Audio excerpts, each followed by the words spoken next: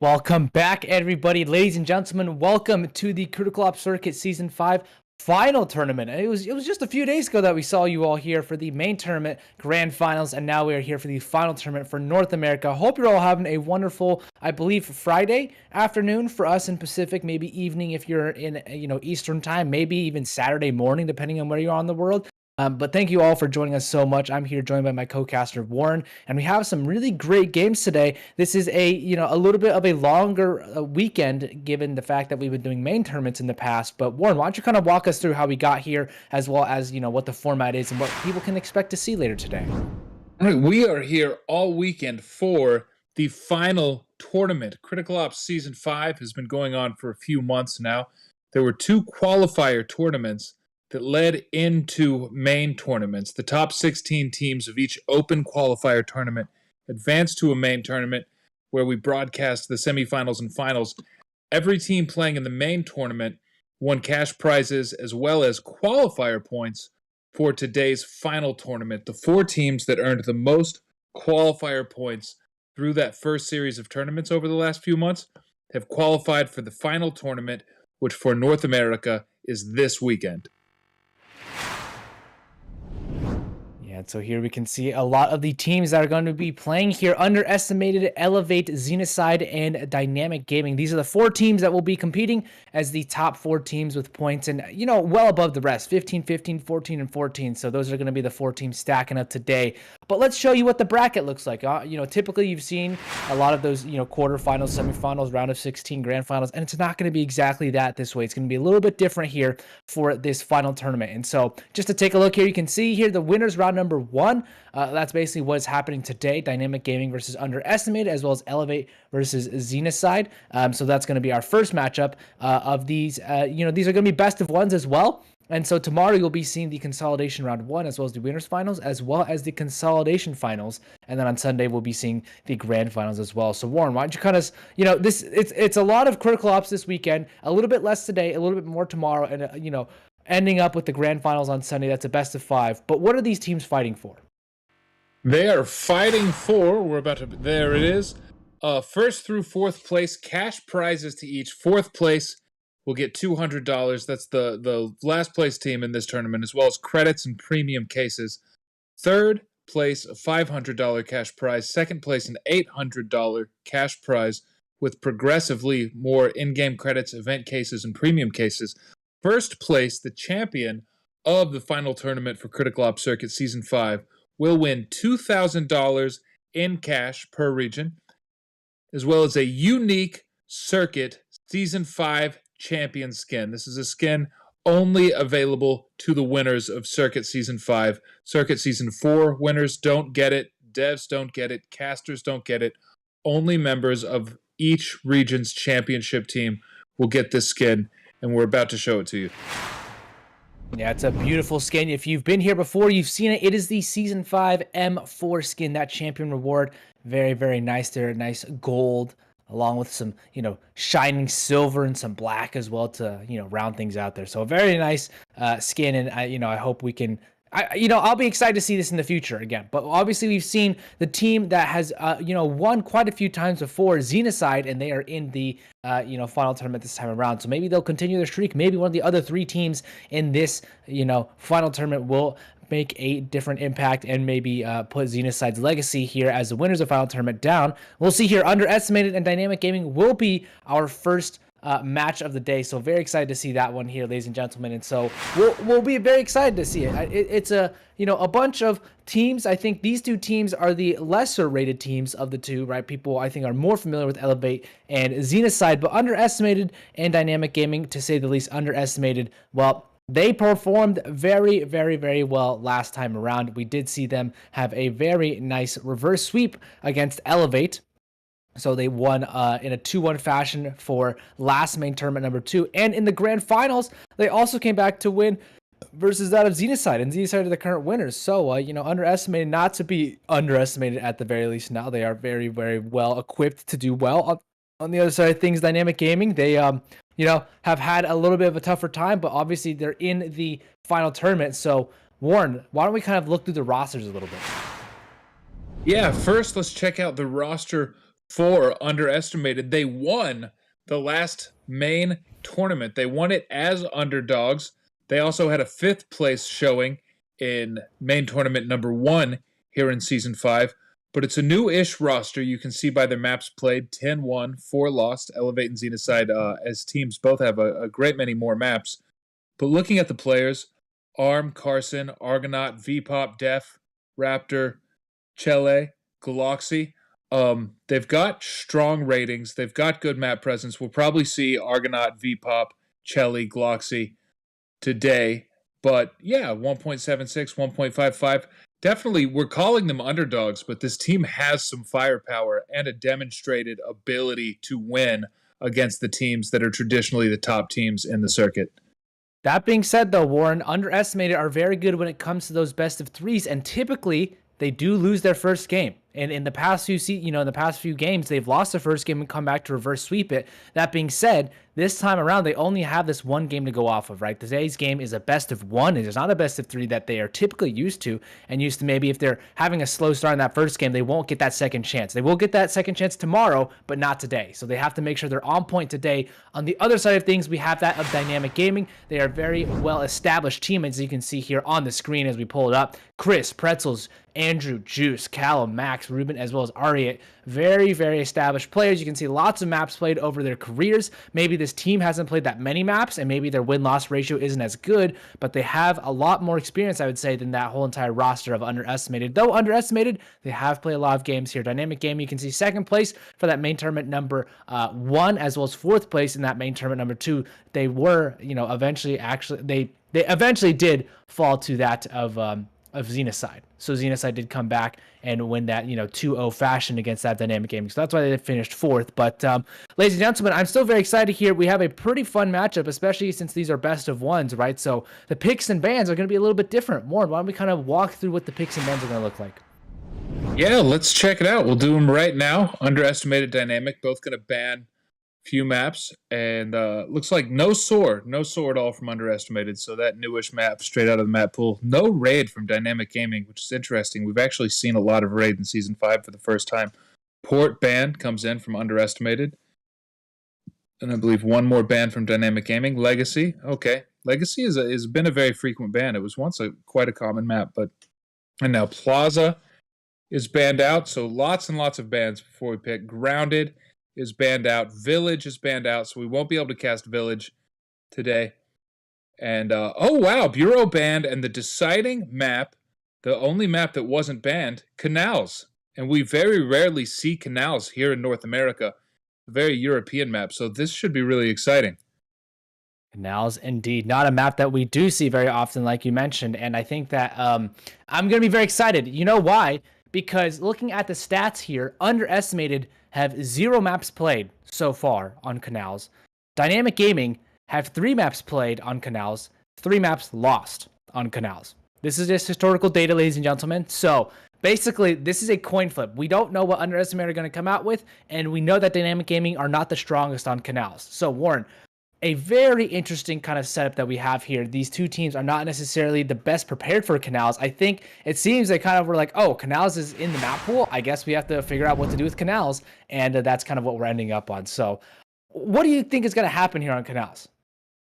I think we may get a lot of a run and gun playstyle. The general idea with Canals is if you can control mid, you can control the map. You know your rotations from the coalition side are quite long. If you're unable to control mid, quite possible to take a bomb site in a 4 versus 2 or a 4 versus 3 easily if you hit your flash grenades. The A bomb site especially is quite flashable, although since a few updates ago, there are a lot more places for coalition to hide, a lot more angles to check. But I think we may see long rounds. Canals being Canals, a very open map. We may see more U ratios than we're accustomed to.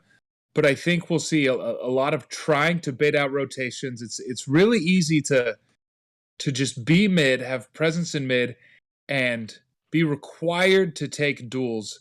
And we'll see a lot of rounds that start with a quick 5 versus 4, one team or another gets a frag, and still take pretty much the full round length for a decision to be made which bomb site will be hit.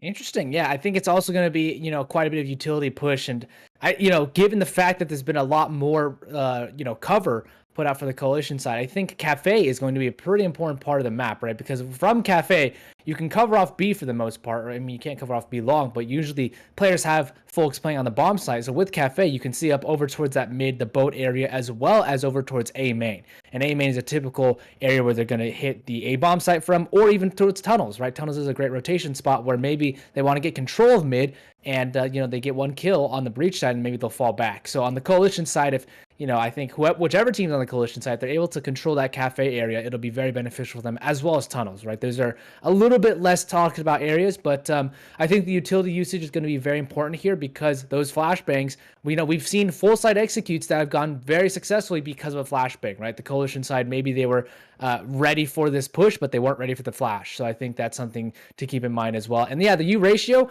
is definitely going to come out. I also think, Warren, just to add on, we're going to see some whiffed sprays. It is a long range map where you typically play those closer range maps. Maybe Plaza, I would say, is a little bit of a closer range map once you get up actually past that breach spawn area. And we'll see, like, Bureau is a pretty close range map as well. I think with that of Canals, if you're trying to spray from, let's say, T Bridge all the way to Sniper's Nest, that's a very tough spray. It is not easy. That's a very far distance, and I feel like we're going to see some whiffs here and there. But that being said, I think we should have a pretty interesting kind of setup here, and I think we're going to go, I guess, to a interview, I believe, Warren. So yeah, we're gonna go to an interview between with Dynamic Gaming. So enjoy that before we start the game. Everyone, I am Manthus, and today I'm joined by Juice, the captain of Dynamic Gaming. Juice, how are you doing today? I'm great, thanks for asking. How are you doing, Mr. Manthus? I'm doing pretty solid. And to kick off our interview, why don't you go ahead and let everyone watching know a little bit about yourself and your team? Alright, I am Juice, aka Legend Juice. I am a content creator slash pro player for Dynamic Gaming, obviously. And I've been in the critical ops scene for a while now, since 2017, competitively. And then my team, Dynamic Gaming, like I said, we originally was an org that picked B, and some of the guys up, Manthus was actually there. Fun Yes, fact. sir. And so we played together till from about 2018 to 2020ish when I expanded the team. And so the new Dynamic Gaming isn't quite the org; it's more of the remnants of it, and it's like the last dance of the team, last dance of the name. We brought it back, and with this new roster, hopefully we're having the last dance to win a major. All right. Well, since we're back on the topic of majors, why don't you go ahead and let everyone know, just a quick little recap, how did Dynamic Gaming perform in the first two main tournaments? The main one, I think we exceeded expectations with two big upsets against UE and Xeno. Then we lost in the finals to E8, so came in second. I think it was a good performance, but we could have done a little better. And then in main two, we went out in the semifinals, losing to Xeno in what was not a great performance from us. Not gonna sugarcoat it too much, but I think in the finals we can definitely perform a lot better. All right, and that's another thing that was really interesting, because I feel like this is one of the first times, at least in North America comp, where you have like four different teams like in the finals of each main tournament. Like usually there's like a repeat team or something, you know what I mean? Mm-hmm. Like the fact that we had DYG E8 and then Xeno and UE. It's just the fact that all four teams have like been to the finals. I feel like that could make this competition for this final tourney a lot more interesting. Yeah, I think there's no weak team in this. I think there's four really solid teams right now, and it's almost like a coin toss in every game. Whoever puts in the most work and prepares the most, I think that's the team that's going to come out on top. All right. Well, speaking of your preparation, I want to know, how would you say your team generally practices as you're heading into these, major tournament matches? Um, I think we were slacking in main two when it came to practice. It wasn't much, but for example, in main one, we did a lot of team practices where we would get on, practice some util, and we'd also scrim on top of that to build the chemistry. And I think it was working pretty well in main one, so probably a lot of that's going to be happening this week as we prepare for the final tournament. All right. Well, obviously, good luck to your team. We'll have to see how they're able to perform. One thing I do want to know real quick, this is a question directed, like your answer should be directed more towards the viewers. But if you could give one piece of advice to a player who wants to go pro and be one of the big shots, just like you guys, probably what would you say that advice would be for them? I think the biggest advice would be either grinding your aim in pubs like each day, and not even just pubs, but also with bot practice, just doing one taps on easy mode and then extreme mode and practicing your actions with that. And then the other half of that would be also your game sense to improve that. And one of the best ways you can do that, watching circuit or any pro tournament and that on that topic, whether it's EU or NA or Asia, whatever region you want to watch. I think watching the tournaments will definitely help you understand the game better, and hopefully help some more players become, I guess, pro. Yeah, I definitely think watching esports is huge, and especially cross region, because I can tell you, as someone who is a caster for Critical Ops, I've seen like all the different regions compete, and it's always cool for me to see like how like a lot of regions they have like different play styles and stuff like that. You Yeah, can learn a lot from watching, like, for example, the EU circuit if you're an NA player, and you can like take that kind of stuff and implement some of their playstyles into NA, and it can be something that will like throw people off. So I always think that's really yeah, interesting to see. absolutely. They have such distinct like playstyles across the regions. Yep, And so absolutely. yeah, but as we start to wrap this up, I gotta know, if you make it to the finals, what other team do you think will be in the finals with you? Again, I think it's kind of like a coin flip. Um, I think I'm very confident in our team making the finals, and I think the other team that has probably the best chance, and I think is the most well-rounded team right now in NA would have to be E8, and that's also just because they won the previous circuit season, so I think they're coming in as favorites. So have to say them. All right, well, E8 and DYG. We'll have to see if that's the finals matchup. It'll be interesting if you predicted that correctly. And one final question before we end the interview. If you could tell me one current player in the North American competitive scene that you look up to or respect, who would it be and why? I think I would say I respect Averti the most. He's had a very good development as a player. Somebody who I played with back in I think like 2020 in DYG, and since then he's really taken off. When he went to Hammers, he's improved a lot, and he's also improved as a person. When he first went to Hammers, I will be honest, I feel like he had a little bit of an ego, but yeah, recently he's been a great person and he's really developed into a good guy. So I respect him the most. Oh, we love to see it when our community respects each other, because I know in the past there's been a lot of toxicity. So the fact that that's toned down a decent amount over the years, I like to see it because it makes the comp scene look a lot more professional. Absolutely.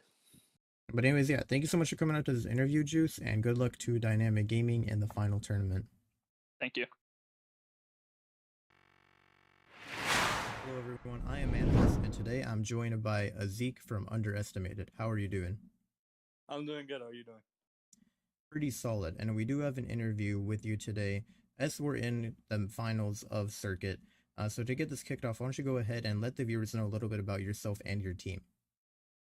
Well, I'm a Zeke, and my IGN's Def, and I play for Underestimated. And yeah, that's pretty much it. There's nothing much. All right. And can you go ahead real quick and let everyone know how your team performed in the first two main tournaments? In the first main tourney, we came in fifth place. We got knocked out by DYG because we had bad games and miscommunication. But we practiced, and for the main tourney, for the second tourney, we won it. So Yeah, all the no, practice really helped.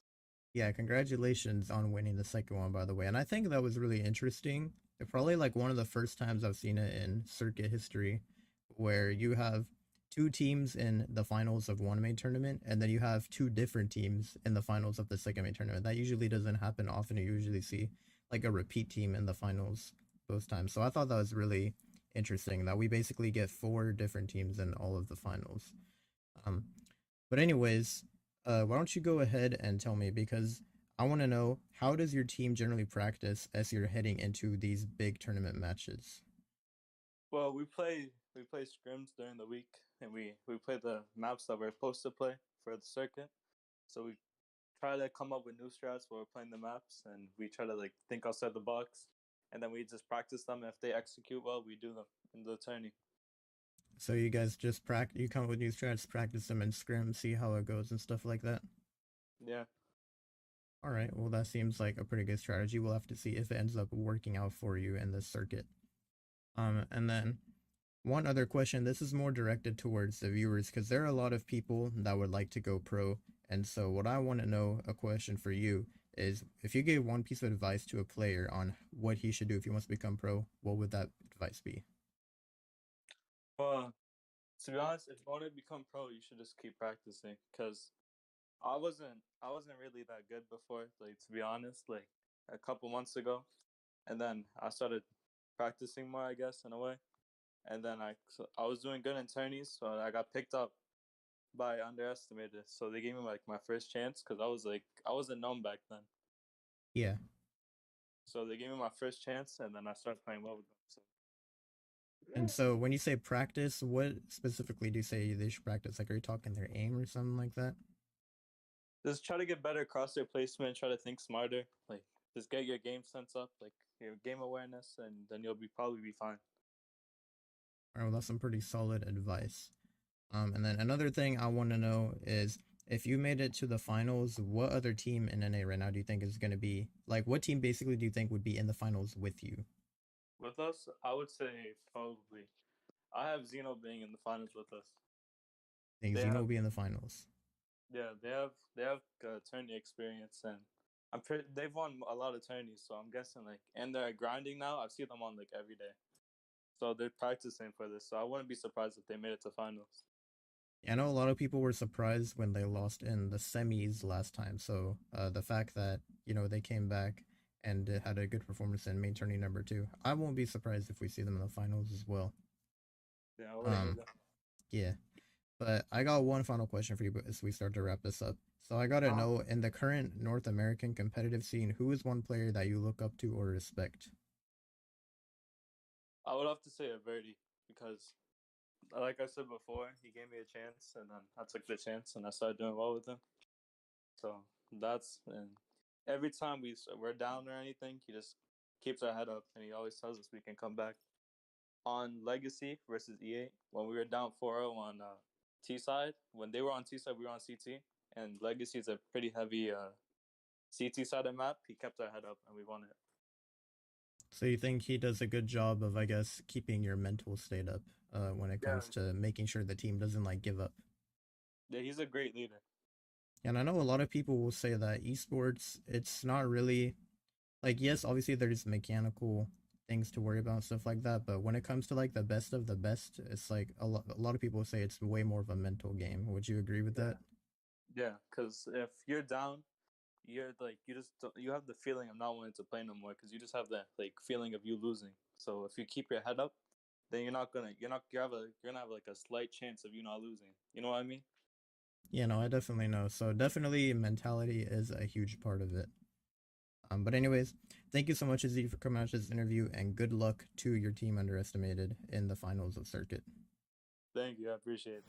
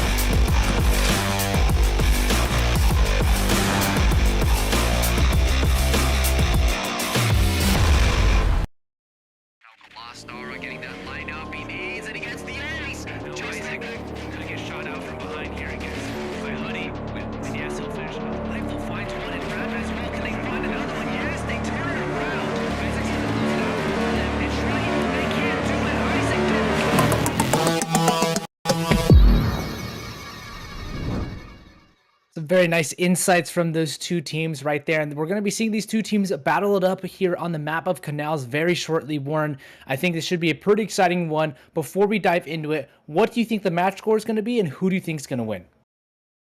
Ooh, I'm leaning towards underestimated for the win. I have no idea what the score will be. I've seen Dynamic Gaming recently beat what may be the best team in the final tournament. I've also seen them recently play nowhere near that level. So Dynamic Gaming is capable of anything. Underestimated, it's going to play well. So what kind of result we end up seeing really depends a lot on what Dynamic Gaming brings today. Well, awesome, and I think your cat agrees as well. We should have a very fun set of knife rounds here. I believe Underestimate are going to win as well. I think it's going to be a 13-7 victory for them. So 13-7 victory. And here we go in the knife round. You can see here the players getting ready on both of these sides. We'll see the start Underestimated starting here on the on the coalition side, and they're going to win pretty easily. Very, very easily, as a matter of fact. So we'll be seeing these folks kind of get on in ready, and we'll be seeing a very nice roster from both of these teams. I think they will opt to start, I believe, on the coalition side, but we'll see if this actually ends up being the case. But with Underestimated on the coalition side, Dynamic Gaming on the Breach side, let's get into this game. Ladies and gentlemen, who do you think is going to win as we transition into the game itself right now? And this should be very, very exciting. So here we go, ladies and gentlemen. Pistol round is on its way, and we will be seeing Underestimated on the coalition side, Dynamic Gaming on the Breach side, and it is going to be a slow start here for that of Dynamic Gaming. They are, I think, getting ready, figuring out what they're going to do. And that Underestimated are sitting all around over towards the B bomb site. They've stacked over towards B, and Dynamic Gaming are just hopping around over towards spawn. I think two of their players might be not there right now, but I think we might have to figure out some technical issues that are happening. Doesn't seem like a normal piss around, if I may say. So we might be getting a technical pause. No word just yet. Yeah, okay. I guess we are going to technical pause. Dynamic Gaming have requested a technical pause and just need some time there. So a little bit of a false start, unfortunately, ladies and gentlemen, but we will be ready in just a moment once these teams are good to go. And yeah, I think it'll be interesting. I think Underestimated are going to win, but I think Dynamic Gaming are going to put up a pretty good fight here, as Underestimated have shown that they are very capable of winning whatever matches they're in front of them. So, yeah, well, we know Dynamic Gaming is 0-3 on Canals. They've played it 3 times and had 3 losses, but right. Underestimated hasn't played Canals competitively even once. So 3 losses is still 3 matches worth of experience. And Dynamic Gaming may be a little more prepared than Underestimated. We'll have to see. Should be pretty good to start as we go, ladies and gentlemen, in onto this round. It is a very slow start, but finally we see some action over towards this cafe area. And now you can see Dynamic Gaming are rushing fully on into this B bomb site. Is Chelly as well as his teammate Gloxy to protect, but no, it's just Chelly who gets a 1 kill. It's a 2-for-1 trade right now. Dynamic Gaming winning this fight, and Chelly finds one, but Andrew answers back with another. Carson now has his teammate Argonaut, and they could just fall back. Dynamic Gaming in a 3 versus 2 might opt to just run back around, and Juice is here, ready and waiting. Argonaut does find one, but Juice, can he do it? Yes, he can. He will close it out, and Juice finds the dagger for this Dynamic Gaming roster. They strike first. No bomb plant down, but still a nice round win for them as it gets a little bit hectic. As you said, Warren, it will get a little bit, spray and pray kind of brawly, and that's exactly what that pistol round was. And I love seeing Juice buy the $3,800 rifle, the SG-551, in round 2. The rest of his team with the ARs, the $2,300, $2,500, the ARs and the AKs. Mark, what we might see a lot more of than usual is the AR-15 here on Canals, or even the Scar H, the scoped-in rifles for the very long ranges on this map. They're not usually common. You might see one player favor the AR once or twice a game, but here on Canals, we may see it more. Yeah, especially with that scope, right? It helps with the aim, especially how long distance this map is. So underestimated now. Really going to work and see what they can do as Pretzels is going to be spotting that of Chelly out over towards spawn. And he gets tagged down a bit, so he's might opt to go over towards that E-bomb side. Arm actually finds a kill. A nice headshot to start it off, and Argonaut might actually find another one here. He's doing huge damage, and they do take down Pretzels. It's a 3-on-3. So right now, Carson could do some damage. We'll get some done on the Max, but alas, that is it. And so far, they will get this bomb plant down. Dynamic Gaming, as it is a nice start to their attempt on this retake right now, and it is Andrew going to come in from that side area as well. Chelly trying to see what he can do here, but he's going to have to fall back, and well, he might have an enemy hunting him down, but Andrew will fall back over towards his team, towards tunnels, and Chelly now, if he can just hold on to this AR-15, that'd be good enough for him, but will not be an attempt here at a retake. Maybe trying to go for that SG, an upgrade, but doesn't look likely. He spots one out, and Max is way quicker on the trigger, so no players staying alive here for underestimated as Dynamic Gaming win the second round on Canals. Yeah, 2-0 start from the team that we both consider the underdog here. So great job by them. Good to see Max stepping up.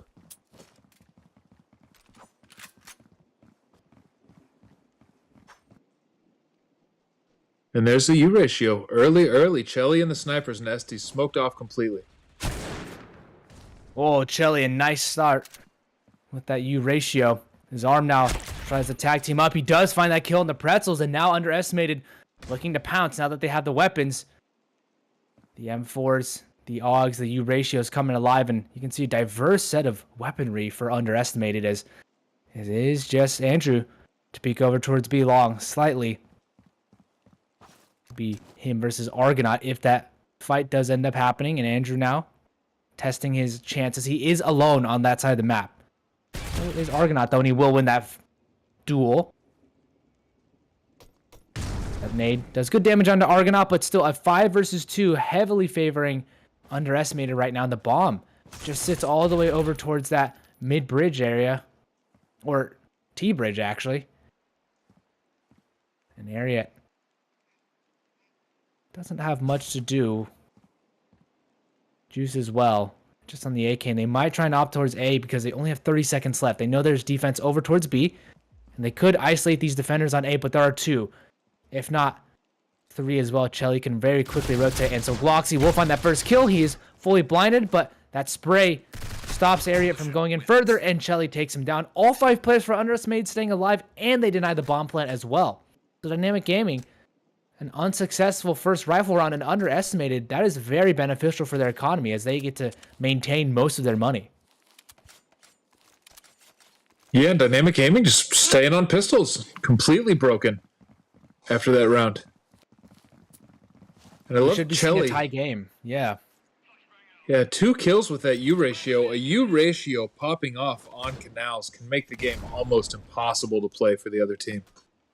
Yeah, it seems like it's going to be a quick rush over towards A. And you can see here Gloxy tries to find one. He's going to take him down with Carson as well. They're going to tag team it up, and that bomb plant will go down, but Gloxy denies it. He hears that bomb plant going down, and he wants to stop them from getting any money right now. And I think this knife's going to come out, and who's going to get knifed? Max is going to get knifed. Gloxy goes in for the knife kill. The Karambit strikes twice. And now Gloxy, well, that was a very nice addition to his bank account. $9,300 now. As underestimated, looking very, very plentiful as far as money reserves go.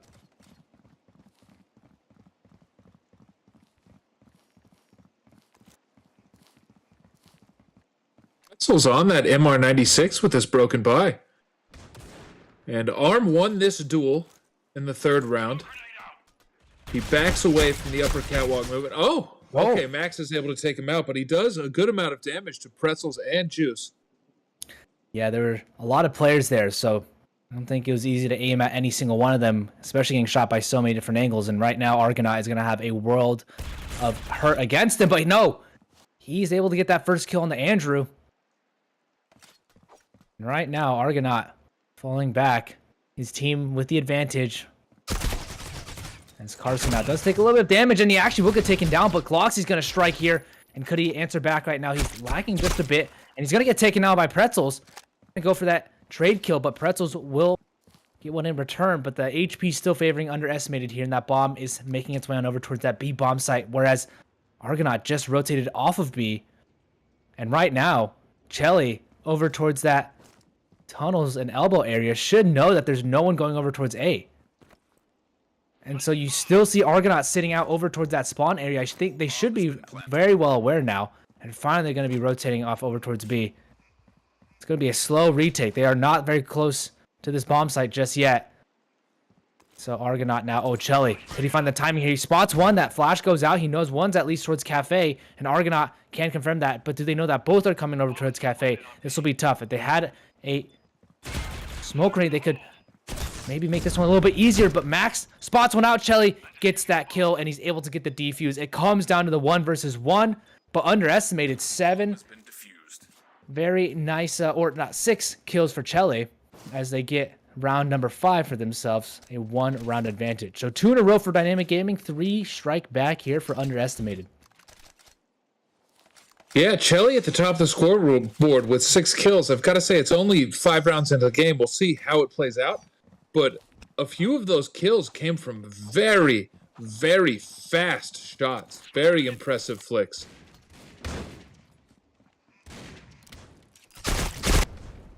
Arm just doing lots of damage here against Andrew Pretzels, and this should be a quick round here. Dynamic Gaming probably not even able to get a single kill as Juice will get taken down. And yeah, underestimated. They clean up Dynamic Gaming. 4-2 now as they take a 2-round lead in Dynamic Gaming. Now they should have money to buy, but they're going to have to start getting these rounds quickly because this is a rifle round. And if they don't, well, then their money is going to be in a less than desirable position. Now, Max on the U ratio now. Chelly off of the U ratio. So we'll see if he even has an opportunity here for a dual sniper's nest. Smoked off immediately.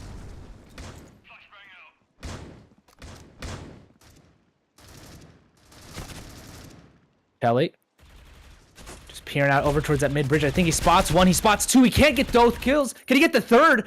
He's looking for it. Max wants to avoid that demise, but my goodness there, Chelly. Already so many kills. So effective over towards mid and area now. I think has maybe lagged out. No. Yeah, he has. Argonaut is able to find that kill in the area, and, well, just down to Max now. I don't know if they've spotted him out, but they surely will get this kill now, and now they know exactly where he is. He's going to get cornered from every single angle, and he's going to get taken down there. Argonaut shuts him out. Chelly still survives with such little HP and underestimated, looking like themselves right now. So much money, too. Dynamic Gaming have not really had much opportunity to get these kills, and so UE are really building up their bank. Yeah, underestimated has won every single rifle round so far in the half. Dynamic Gaming's got 2 round wins, but they were off a pistol and an anti-eco. On the U ratio. He misses the timing just slightly, but still, he's been very effective on it. 9-2. We don't see that very often with the U ratio. Carson through the smoke, I think. No, that's Gloxy, but Carson peeks out over towards elbow, does a good amount of damage. I think he spotted Max? No, Gloxy did not spot Max. But Chelly does take him out. Max will get the revenge, and, well, Chelly, can he get this kill? Yes! Oh, the no-scope on the Max. The disrespect. Chelly's just having fun now. 11-2. And I think he's top fragging for his team. If we take a look at the scoreboard, I mean, Chelly has just been absolutely on fire. Just doing so well with that U ratio right now. Yeah, if Chelly keeps playing at this level on Canals, I don't think Dynamic Gaming has an opportunity to win. Against a sniper, playing as well as Chelly has played here in the first 8 rounds, you can just, at least when you're on the breach playing against it, never even get to a bomb site. Yeah, DYG's total kills is not even that high for this round so far, and Chelly finds another one. 3-1 for the trades. Carson's taken down low, but Gloxy answers back. Max taken down. And, well, this could be a kill. Yes, Juice does find one, but 7 HP, and he will potentially get shut out here as that nade comes in. Chelly answers back, and Chelly, I think he has 13 kills. I mean, if we could take a look at the scoreboard, it is, yeah, 13 kills for Chelly. Argonaut has 11 kills. Gloxy with 7 kills. This is a stomp fest right now from Chelly and Argonaut. 24 combined kills. That is more kills than all of DYG combined between the top 2 players, Chelly and Argonaut.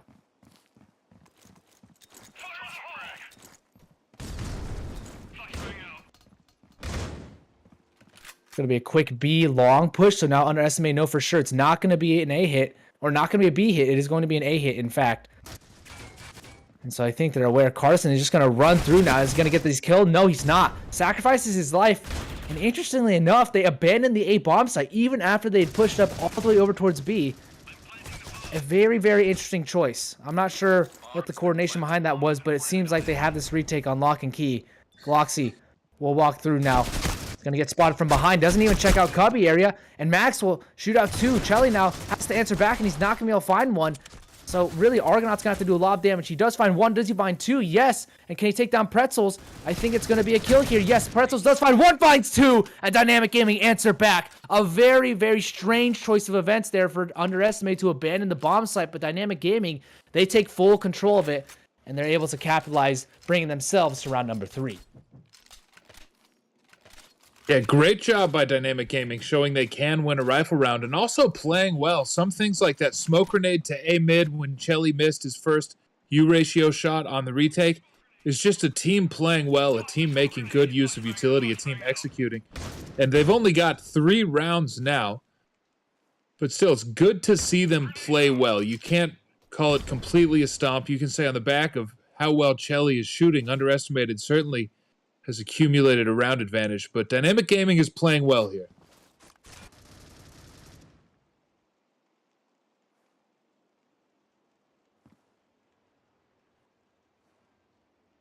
Yeah, Carson now he's playing with fire. He spotted them out over towards elbow. And you can see now spam coming through. Doesn't want to take any of that damage. He knows these are paper-thin metal boxes. And Argonaut.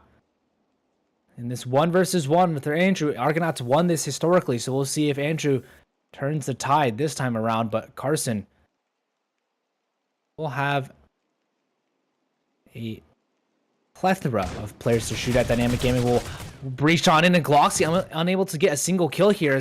Now they're going to have to retake this one after the bomb does go down. Nade doesn't really do much, and you can see here some sub coming in, I believe. Carson does find 2 kills.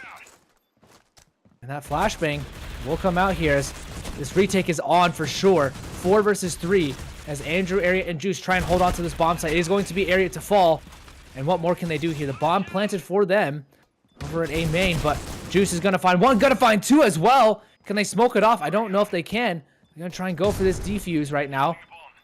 And Arm now just ready and waiting. Chelly is holding this defuse. He's holding it down, and Arm protects him and wins the round for them. Last round of the half, and well, it is going to be Arm and Chelly to clutch it out.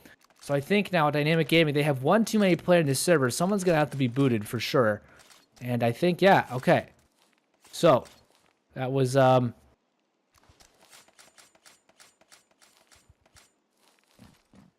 Hallow now in for the game. But, yeah, Area is out. Callow is in. So we'll see what kind of happens from here. Arm has a few pop shots over towards Square. And oh, he gets taken out. Andrew finally wins that duel. He's had trouble over towards B. But finally he finds some success. So Chelly now will look to find a kill over towards this mid-bridge area. Juice now sitting over towards that car area. He spots him out the last second. I think now he's going to have to fall back. And will he get this kill? Not specifically. And Pretzel's now on the bomb site. Argonaut now will have to go with his teammate. Chelly is fully blinded, and he will get this kill very easily now. Pretzels, they're all blind actually right now. So Argonaut's still sitting on this bomb site. And I don't know if Argonaut realizes he might try and come out and stop this bomb plant, but he won't be able to. And a 2 versus 5, Dynamic Gaming have been able to capitalize here on potential miscommunications from Underestimated. And so an 8-4 half looking likely. As Gloxy tries to come in for this retake. No, just down to Carson. He's got the ace clutch this, and it's not going to be. 4-8 Dynamic Gaming. They strike back towards the latter half of that first half, but Underestimated still with the 4-round advantage as we move into the breach side. Yeah, just a spectacular half from Underestimated. Got to call out Chelly especially, but Argonaut anchoring that B bomb site really earned the advantage against a Dynamic Gaming that is playing well. The Coalition side may be a bit favored here on Canal, so we'll see if Dynamic Gaming can put some rounds together. They're really going to want to win this pistol round. You just once you lose the pistol round, when the score gets to 4-10, you're in such a difficult position.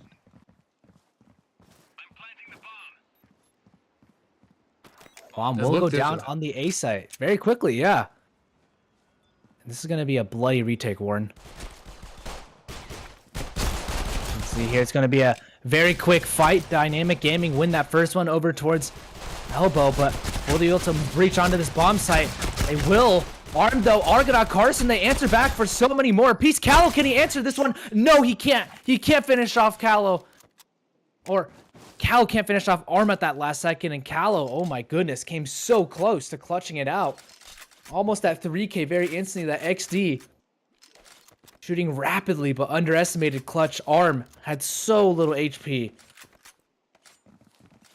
So we'll see here. Can Dynamic Gaming answer back? Because this means Underestimated only 4 rounds away from winning. It's going to be a quick A hit, and that's where Dynamic Gaming are actually. Underestimated are walking into the Lion's Den. They've stacked the right side here, as Juice does do some damage, but he won't find the kill. And you can see here Max just the last one alive. Will he even be able to get a kill? He's tagging out Argonaut, but misses his shots. And so Dynamic Gaming unable to convert off of that B stack. And now they have money to buy. So this is a very crucial round for them. Underestimated.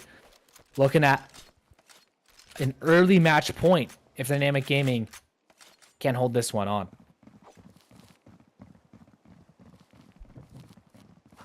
Yeah, not even the best set of rifles. 3 M4s, only 2 AUGs. And this may be a very fast B hit. There's some utility that's going to push it off quickly. Pretzel's fully blinded, has to retreat, and fully blinded again, and fully blinded again. That is a lot of grenades, but Underestimated doesn't move onto the bomb site. Pretzel's holding onto this bomb site. Yes, he will. Him and Andrew tag teaming up. Argonaut, though, will go in as well, and they're taking down the defense, but it's back and forth. Now just down to Carson and Max. He answers the call. 5-10 now. Dynamic Gaming, they stop Underestimated right in their tracks.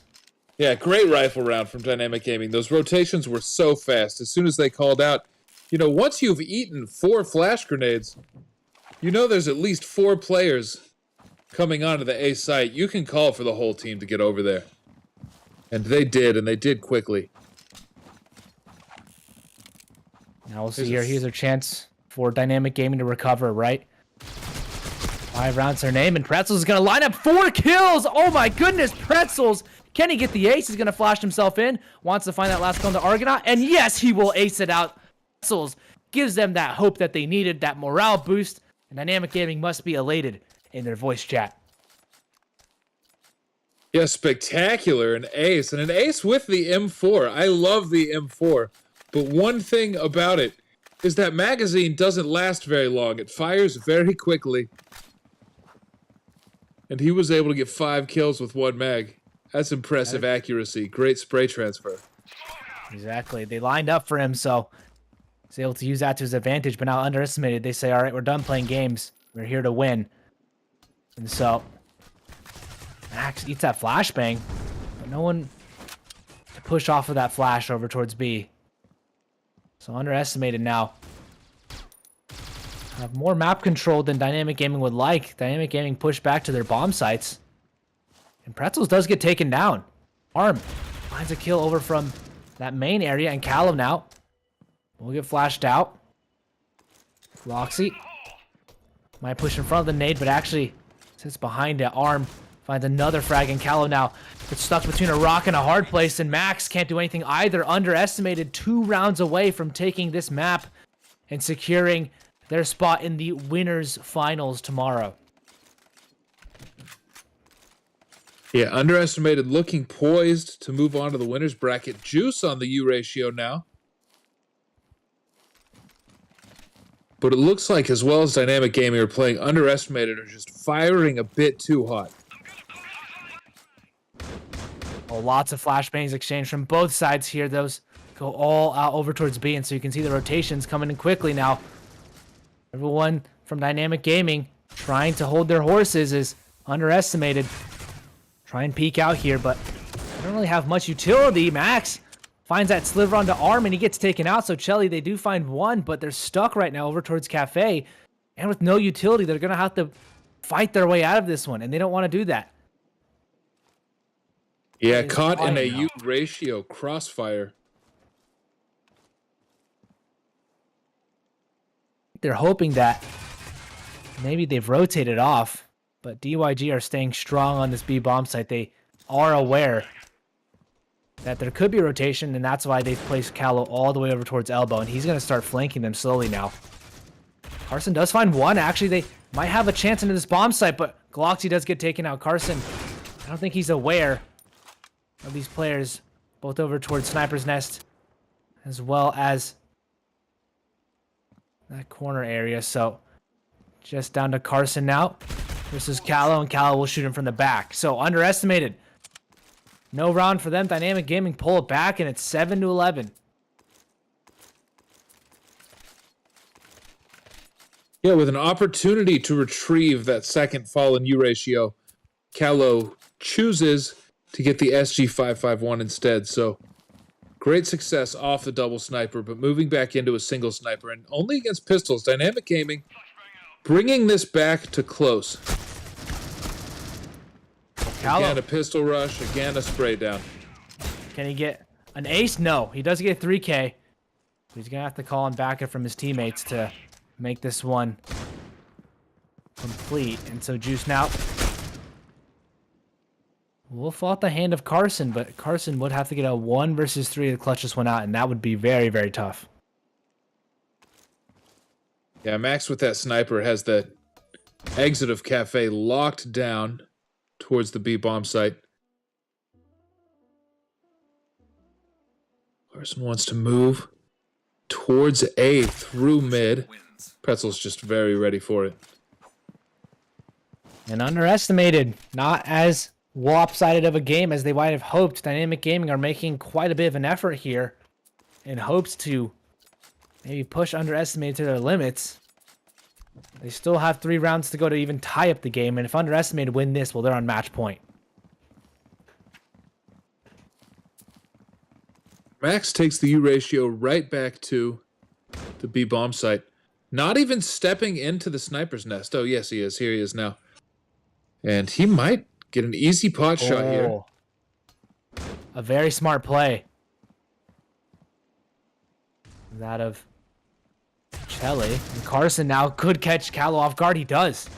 Callow getting a little bit aggressive. Doesn't spot Carson behind the bush quick enough. And Arm does find Andrew. So trade's going in favor of DYG right now. It is a 3 versus 3. Underestimated now.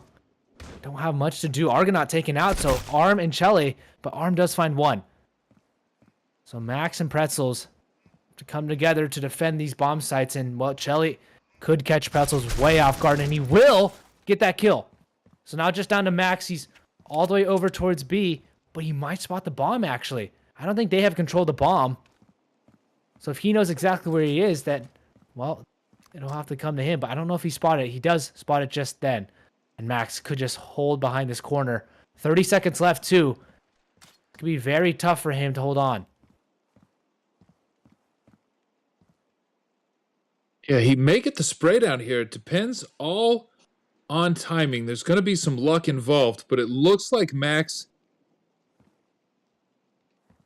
this timing. is ready. The bomb is ninja'd.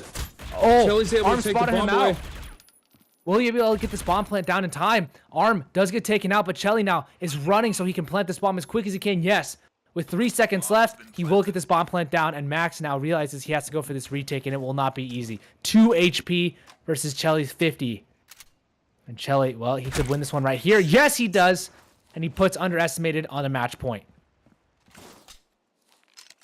Fantastic attempt by Max. Great shot by Chelly. Read him like a book on the retake. Knew he had a tremendous HP advantage and looked for the 1 versus 1 duel to close it out. And here against match point, Callow and Max. Callow doesn't have enough money to buy a rifle.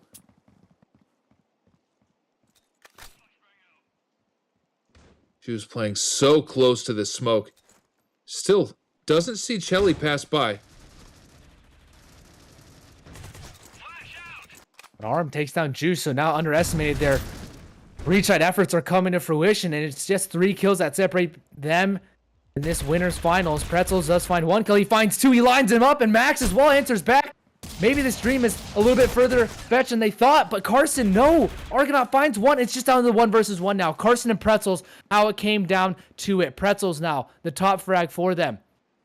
Versus Carson, the SG versus the AUG. A minute left on the clock, and Carson now decides to hightail it over towards A now.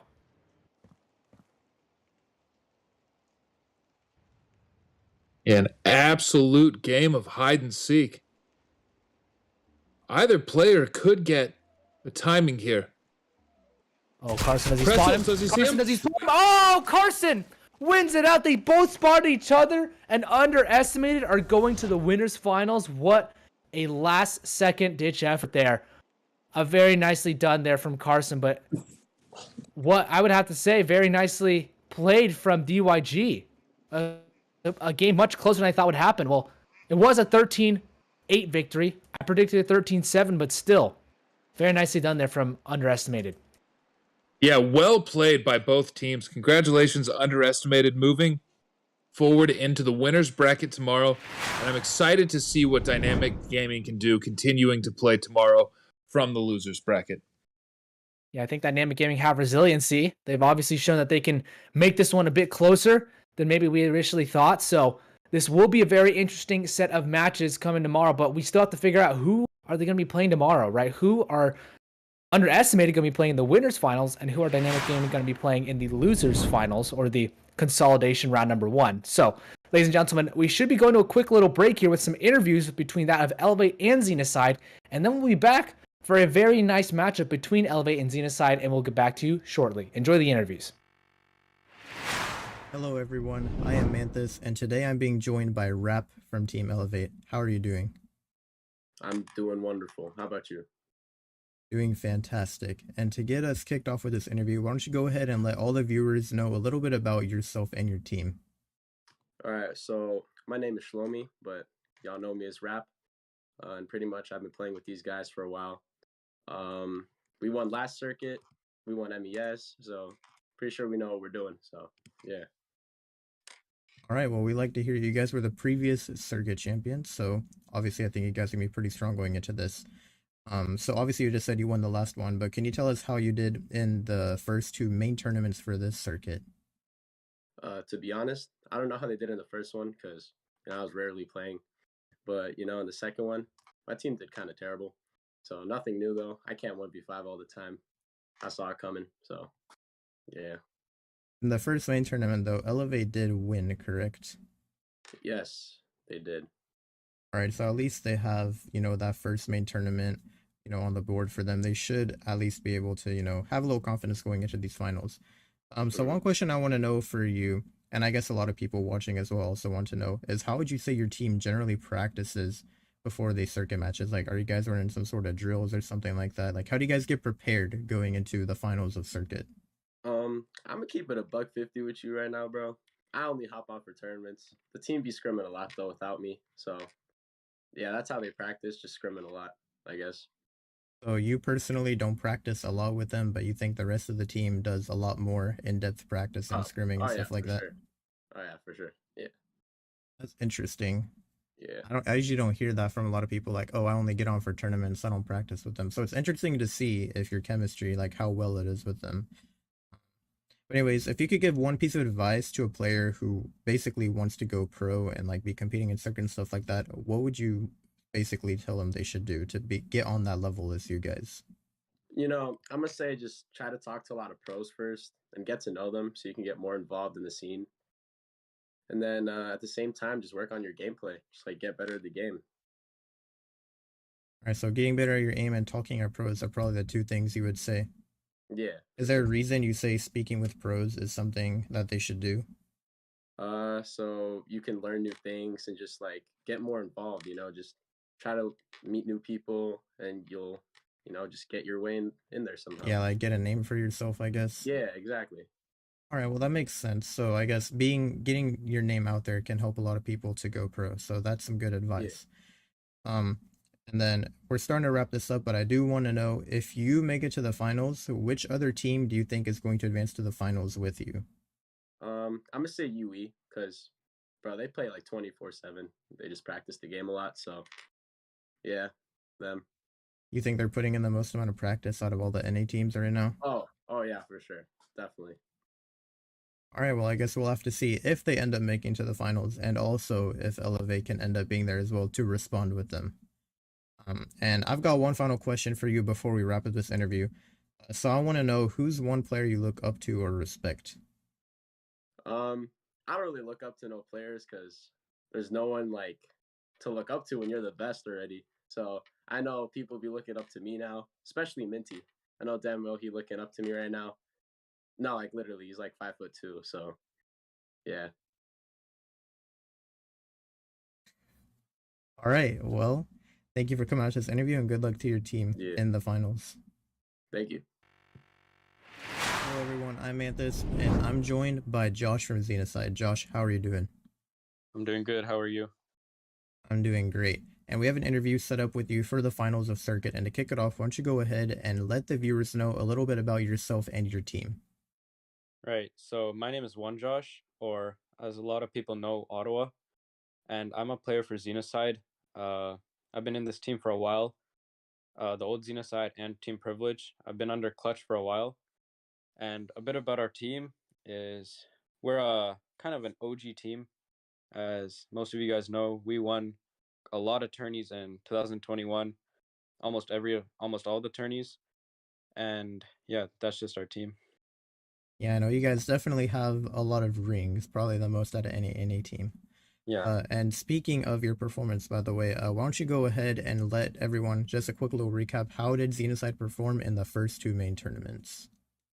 Right. So I'm sure you guys are aware that we haven't won any of the main tournaments, but as you guys know, we just came back from like a big 8-month break.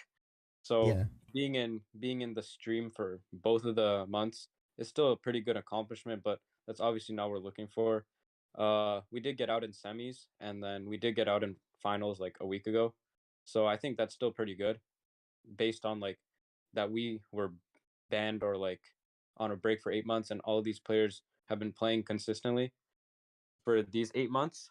So yeah, I think we're doing pretty good. We're definitely more prepared for the grand tournament. yeah, I know. And what I was gonna say is, which quick question before I get on that. So, Yeah. was your team still playing often, even though you guys were not like, were you still like active in the game, even though you weren't competing? No, not at all. Like we did not touch critical ops whatsoever. We came back to like the 200 armor, like all these new updates, like Yeah, because that's the without. thing that I think is throwing a lot of people off. Like I can definitely see why it's been difficult coming back in the beginning because with the heavy armor and all that, it just feels like such a meta shift. And you guys Yeah. probably were not like I can just see why you maybe weren't ready for it, and it might have thrown you off, or maybe resulted in you not taking first place like you normally would. Right. Yeah, it was definitely a big like throw off. We actually did not know anything about the 200 armor or like all the new economy updates and stuff. Nade, like how much nades do damage and stuff like that. Right. So all these players now are kind of more like ahead of us if you think about it. 8 months ahead of us. Yeah, they just been a lot more adapted to the meta, and you guys are kind of like stuck in the past, I guess. But so I'm sure you guys have been practicing a lot since then, and that brings me to the next question, which is normally how would you say Xenocide practices when they're preparing for, these big tournaments? Uh, we don't really well since our team is consist of like a lot of players that are in like university and like in the working field. We don't really have much time to practice as we did before because, like I said, we were gone for 8 months, so a lot of us picked up like new stuff, and we didn't really like drop that, but we still prepare like I'd say mentally because uh our team we have the experience basically, right? So we go into games confident, like no one's nervous. Yeah, I guess it's like Yeah. you've all seen the But stage before. yeah, It's not something that intimidates you. yeah. But if we're talking about like game preparation, we definitely go over like what each player does right before the tournament. All right, well that's nice to see you guys have like setups for the players and stuff like that. And then here's a question I guess directed more towards the audience. So if people wanted to go pro, what would be one piece of advice that you give to them if they wanted to go pro? To go pro, you definitely need 120 FPS, and also like get known in the community. Like put your name out there. Like play ranks, play like scrims with like I don't know if you're not known by like I don't know Xenocide, E8, UE. Like play scrims with like the lower tier teams to like improve yourself kind of, and then you can get known from there. That's kind of what I have to say. I assume everyone else would say the same thing, because as you know, like COPS is kind of like close minded with the people they pick up, like teams. It, Yeah. so I'd say that's like the only thing I could say. Getting your name out there definitely is something important when it comes to getting out there. And that's another interesting thing is needing 120 FPS. I know a Yeah, lot of people say like, well, isn't it pay to win or something? And I've also seen in many other titles people will say, phone versus iPad, like iPad isn't comp. I like to see that at least Critical Ops has stayed true to allowing iPads in comp. I know that might be a bit of a controversial opinion for me, but I feel like if a device can make you play that much better, then at the competitive level, it shouldn't be banned. yeah, Because there shouldn't be like a huge skill gap or like a huge drop in like skill in the tournaments. yeah. I mean, like everyone really has 120 FPS now, right? So it's not that big of a deal anymore as it did like I don't know 3 years ago. Yeah, and actually, so one question for you specifically, since you're in Xenocide, if I'm Yep. not mistaken, Daylight. I know he had an iPad, but when Daylight was in Xenocide, didn't he play on 60 for a while?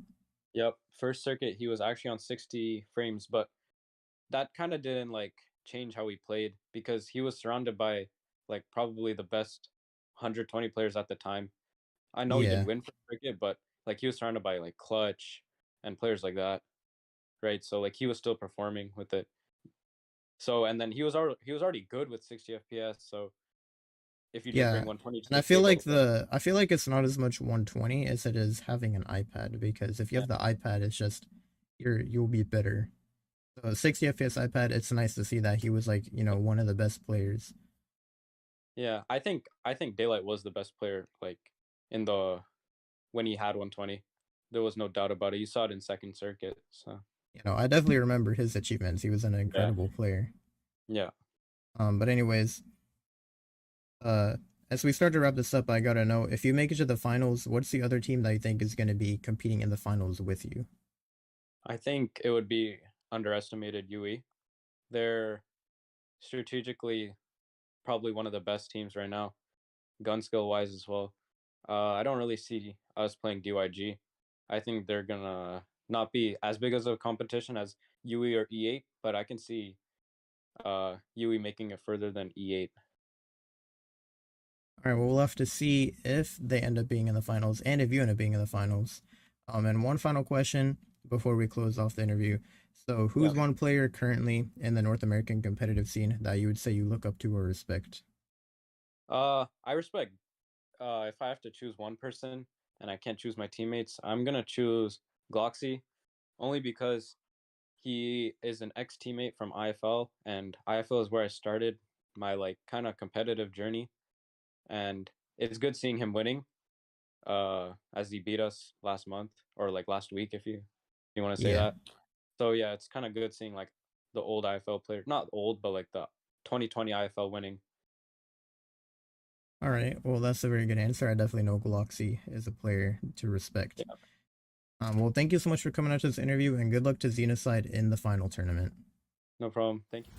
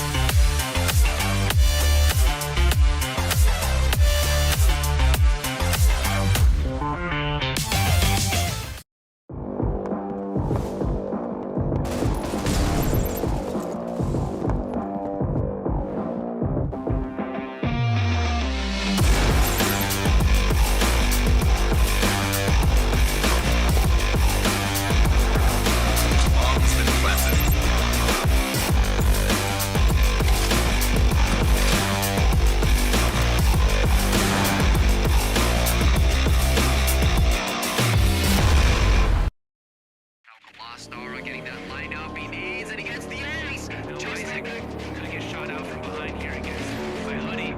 And yes, he'll finish. Lightful finds one and grab as well. Can they find another one? Yes, they turn it around. Isaac's gonna close it out for them. It's right. They can't do it. Isaac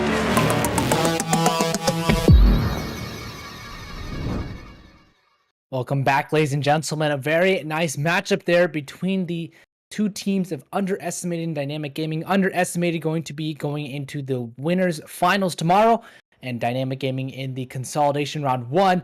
We will be seeing who will be facing off versus Dynamic Gaming in this next matchup, Elevate versus Xenocide. Warren, this will be very, very exciting because these two teams, I would say, number 1 and number 2 ranked teams in North America, they have a lot of beef, I would say, and a lot of history. Maybe not a lot of beef, but a lot of history with each other, right? They've played quite a few times, and they are very familiar with each other. And both of these teams have a long history within the game of Critical Ops. Yeah, 2 stacked lineups. Let's check out Elevate first. They've got 54 maps won, 34 maps lost. That's a lot of maps, no matter how you look at it. They won Circuit Season 4 finals. They won Circuit Season 5 main tournament number 1. They won Season 2 of the Embers of Victory. You know these names: Agonized, Rap, Hoodie, Isaac, Clone, Annoy.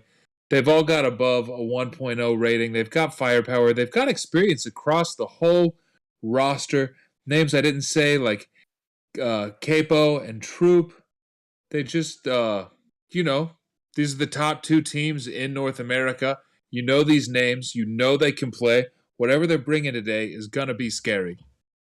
Right, and on the other side of the aisle, well, we have Xenocide, and they are conversely the Season 3 North American final winners, right? So they really understand also how to win. Season 3, they were dominant, winning main number 1 and main number 2. You can see 42 maps won and 16 maps lost. So they have a pretty good and even a better map victory record than that of Elevate. That being said, Xenocide have less maps played, but you can see Scott, Eluce, Vape, Josh, Clutch, MVP, Triton, and Impact. Those are players we all know very well. And like you said, Warren, also players that have a very high amount of, ratings and kills and experience in the game. So I think these two teams, whichever map we end up on, is going to go head and head. It's going to be a very fun matchup. Yeah, we'll wait to see the map. Here's the picks and bans. There's no way I could pick a winner between these two. Legacy banned straight out. Elevate says, get it out of here. Bureau banned as well, interestingly. Raid is gone, so we're not going to see Raid. Canals banned. Village banned. Xenocide bans Port. Plaza banned by Elevate. 1 ban remains. Xenocide chooses to remove Grounded from the map pool. And we are going to play on Soar, Mark. We're going to Soar. Soar. Very, very nicely done. Soar is a map that Elevate know very well. They have won it last time they played against Underestimated, 13-11, that victory on the map of Soar. And, it was a very, very interesting one. Just to give you some stats here, Elevate are 6-0 on the map of Soar. 6 wins, 0 losses. They have not lost on the map of Soar. Xenocide, 2 wins, 1 loss on the map of Soar. So I got to give it to Elevate. They picked this one. They did their bans pretty right. And so Xenocide, I think, are, well and ready on their way to a very tough matchup here as Elevate, they have not lost a single map on Soar. I think this will be very close, Warren, and I don't think Xenocide are going to be able to sweep this one, but I still think Xenocide are going to take the victory here. It's going to be close. It's definitely going to be close. And it might be the kind of close where you see the Coalition side of the first half get a big advantage, 8-4, 9-3, and see a big comeback from the Coalition side in the second half. Yeah, definitely close, but it might not look like it's close at the beginning, but it's going to be close at the end. Yeah, it's going to be, I think, pretty one-sided towards the start, and then we'll see. I think it depends on which side they start on, right? It is a little bit more difficult to hold onto the bomb side, so, depends on which bomb site you're attacking. I think it's slightly coalition-sided depending on where you're at, but it's also, mid is not the easiest to hold, and I think we're getting into the knife round now, ladies and gentlemen. So, yeah, both teams ready and waiting on this knife side. This basically does determine which side we start on here. And Yeah, statistic wise, I mean, Soar not as common of a map that's been played in the past, right? In season 4, Soar's played 3.2% of the time. So nice that we get to see it again. We did see it last week. We'll see it again this time around. So I'm very happy to see more of that. And yeah, this should be very fun. Circuit season 3, we only saw 3.3% of Soar. So yeah, I think Soar finally starting to get a little bit more popular, right? In season 5, it's 4.2% of maps. But overall, you know, the fact that we ended up on Soar of all the maps played, right? Because Bureau is the highest map percentage played as well as Raid on season 5 so far. But these two teams, they're going to sit out. They're going to just, be chill and wait right now. I believe Xenocide here, starting here on the side of the Coalition, and Elevate swinging on the side of the Breach. And so we'll see which team strikes first. Neither of these teams, yeah, this is a wallpaper right here. Just turn off the HUD, and there we go. We got a wallpaper. But they're ready, waiting. They're snipping at it, snipping, snapping, snooping. And, okay. Elevate, they just tactically dismantled Xenocide right there. But we'll see. Is that how the actual match is going to go? Right, a pretty swift victory from Elevate? I don't think so. But Xenocide, they have an uphill battle. They do have a lot of experience winning. So do Elevate. So let's get right into this one, ladies and gentlemen. This should be very, very exciting for both of these teams. Xenocide, I believe, starting on the Coalition side. Elevate starting the Breach side. And here we go. Who do you think is going to win in the chat? Put it in down below. And we will get into this one, ladies and gentlemen. Elevate going to be spearheading a pool push, sending one player, that's Troop, over towards mid just to watch for any Xenocide push, but they will spread out now. Opting for a slower attack over towards mid, perhaps. But Xenocide playing a heavy B presence right now. Only one player over towards A, and that's MVP. And he's all the way pushed out over towards, or he's sitting pretty far back, actually. Was pushed out over towards pool, but opted to stay far back. And so you can see now Xenocide, a very compact setup from the defense. And Elevate, they're going to be met with a hailstorm of XD45 bullets. Clutch spotted one out, and now they know. There's one at least over towards top mid. That smoke goes out, and Elevate, I think, now are making their move over towards this pool area, and it's going to be MVP. Can he be the MVP to hold down this bomb site? He's calling for rotations right now, and you can see that's exactly what Josh is doing. Josh now making inroads, trying to protect his team, but he's going to be a little bit later make any damage here, as he does find damage on the clone, and, well, MVP and Agonize go 1 for 1. With the 4 versus 4 round, the bomb will get planted, but damage being exchanged from either side. Elevate has taken more damage so far. And Annoy, can he get anything done here? Agonized down to about 50 HP. Now he's getting taken out here. Elevate getting dismantled on this post-plant position, but Annoy, can he close it out? Yes, he can! Somehow he gets the 3K with 3 HP. I don't believe it. That headshot onto Scott. What a remarkable clutch to start off the round, and they get the bomb plant. Elevate start off with a bang. Yeah, fantastic by Annoy to clutch that out, and exactly how you want to start your Breach side here.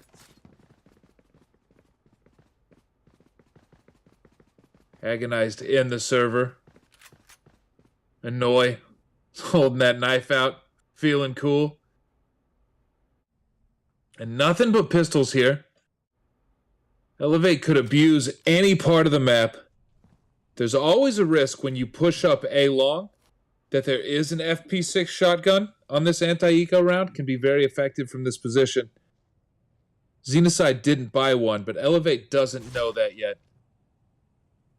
Yeah, and Elevator playing this one very, very cautiously, even with 5 AKs, only against unarmored pistols. So, Troop lining up a flash.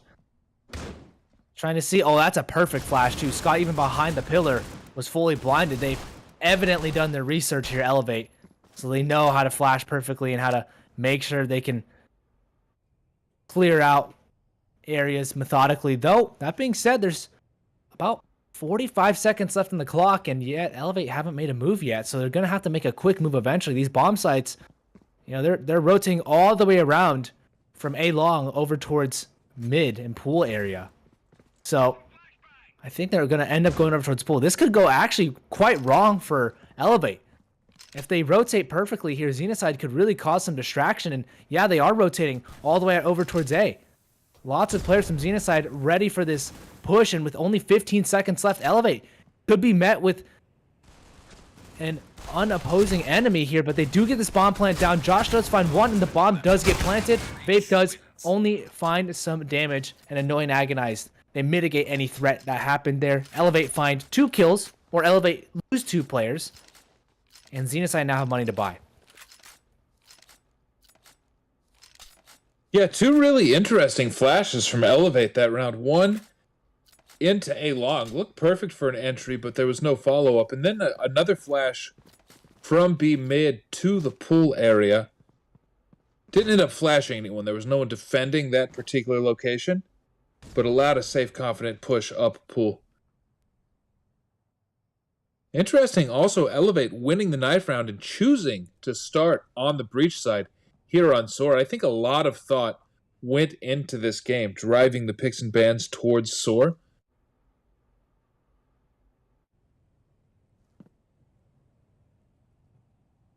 So cautious against these rifles. I wonder if we'll see the same flash again. It looks like Elevate are purely bleeding the clock. Yeah, Troop is ready for it. I think he's throwing that flash. You can see he's stuck in that corner. And yeah, that flash does pop, and they will go with it, but they won't find anyone there. Anti-flashes come out as well. See here. What can Elevate do? They're going to have to first face off against Josh. And I don't know if he's been spotted. I think he has been briefly. And that nade will fly past him. He still has all of his HP. What can he do here? They're going to find Scott first, and Josh is going to line up 1-2. He does find it. And so it's a 3 versus 3 now as Elevate make their way on into this bomb site. And MVP shuts them down just down to annoy. The 1 versus 3. Can he take down MVP? No, he can't. Vape shuts him out. And Xenocide, they're on the board. Yeah, Xenocide's rotations were just fluid. Crossfiring the only entry point into A through A long after that very, very long crawl up A long from Elevate. Clutch was able to verify no one was pushing into the office. Xenocide knew with the little amount of time left in the round, there was only one other place on the map Elevate could go.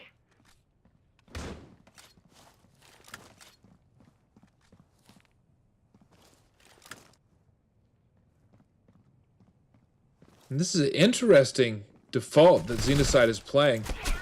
Oh, heavy Scott on A long, but okay, that was an interesting play by Scott. Troop does find 1, but Scott, it seemed like he lagged out a bit or something of the sort. And Annoy does find another. So it's actually getting slightly costly here for Xenocide. If Elevate can find 1 more kill, well, then this could actually be a potential for them. But looks like here Annoy, just the last player standing against MVP, should be an easy cleanup. But he's going to avoid dying, actually. They know he's over towards the lobby area, reception at least, and they'll take him out. Annoy not able to do much there. So Xenocide tie it up 2-2. Warren, it's going to be a close game. Going to be a close game. Rifles are going to come back out. Let's see. Elevate has played very heavily towards A long on every buy round and in the last eco round. We've seen success on Soar in the past with the breach side just abusing pool. We're early in the half, so Elevate may still have that in their playbook. But right now it looks like a similar slow strategy up A long. But what you're going to see from Xenocide, they've got 2 defenders on A. Now only 1, now only Josh. But as soon as Josh takes contact, he's going to fall back towards the A bomb site.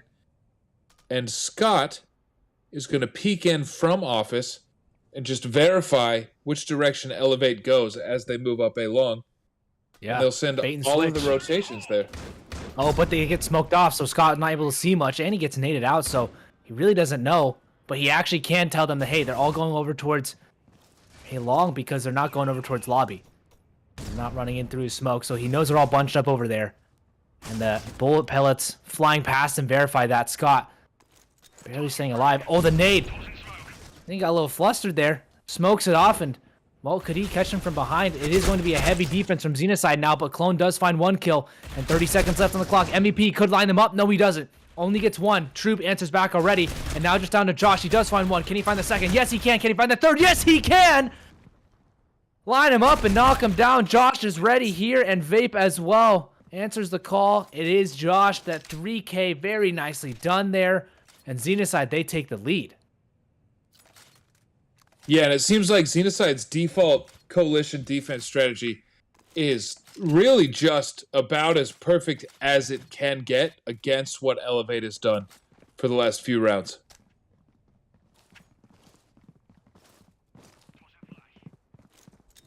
Elevate back on just pistols.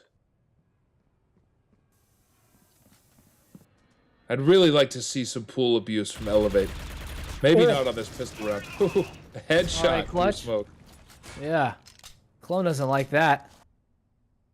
One bit. Look at that clutch. Flexing that AUG circuit winner.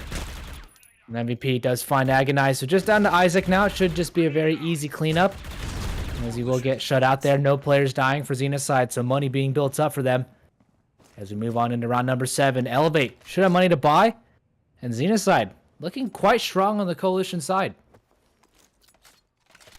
Yeah, so far it's been 6 rounds. I'd like to see Elevate give a different look. I'd really like to see them just push pool and be mid hard.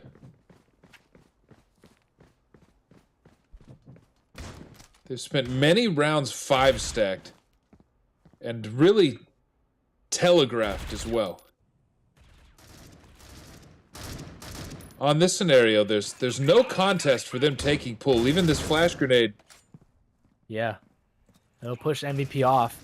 And now he's fallen back to the bomb site, so might ask for some teammate support, but it's him and Scott. And MVP now. Tag team with his teammate. You can see Elevate slowly making progress over towards pool, but it is slow nonetheless. The minute left on the clock, Xenocide had plenty of time to rotate on over, and those smokes won't last forever. They're gonna have to make a move eventually here as Elevate might just try and walk through the smoke. Clone on the other side of it. Can he do anything here? Elevate slowly starting to walk through, and Scott takes one down already. Another one down. Annoy taken down by Clutch, and this is all falling apart here for Elevate. Xenocide holding strong, and MVP through the smoke. 8-3. MVP's having a blast right now. 5-2, and Elevate have fallen flat on the breach side.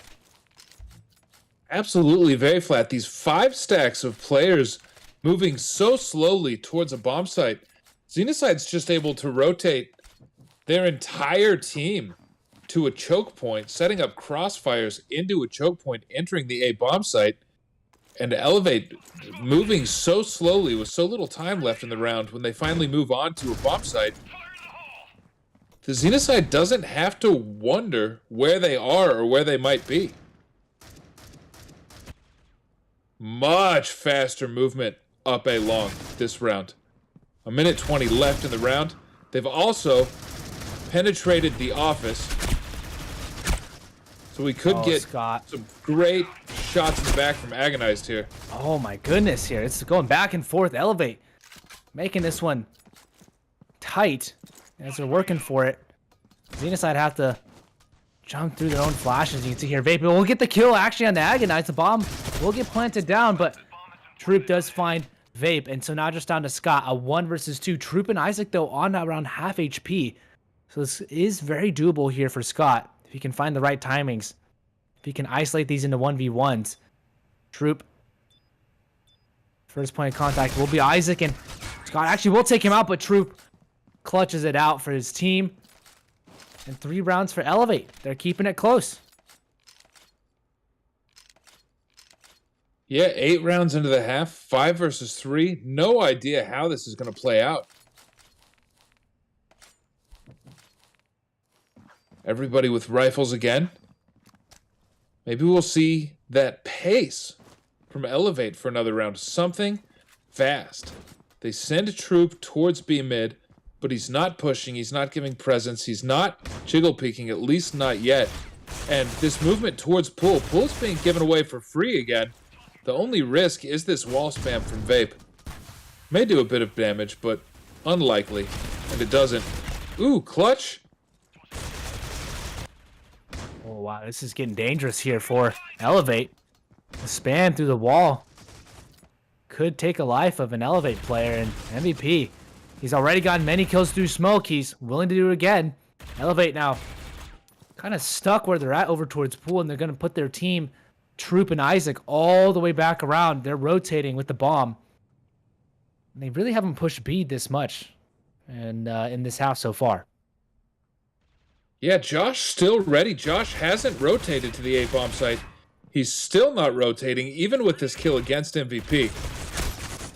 Owen finds one and Troop finds another as well. So this is actually going in favor of Elevate. Somehow they made it work. It was a 4 versus 5, now 4 versus 2. As Vape finds one, Isaac answers back. And now just down to Scott. Can he get this kill? No, he can't.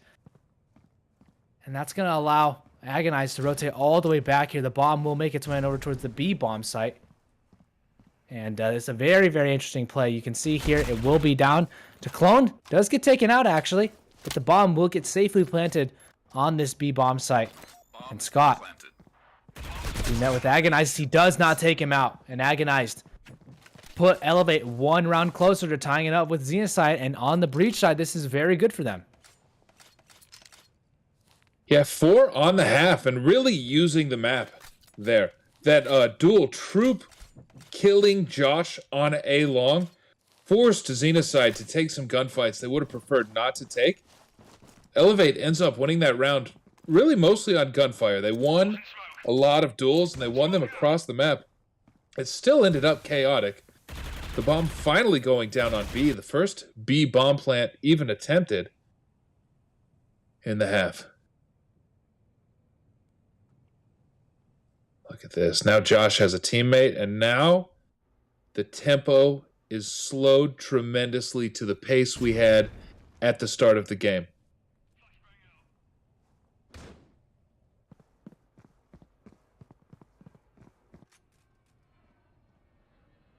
I don't think a single member of Elevate besides Agonized here has given any visibility of themselves to Xenocide.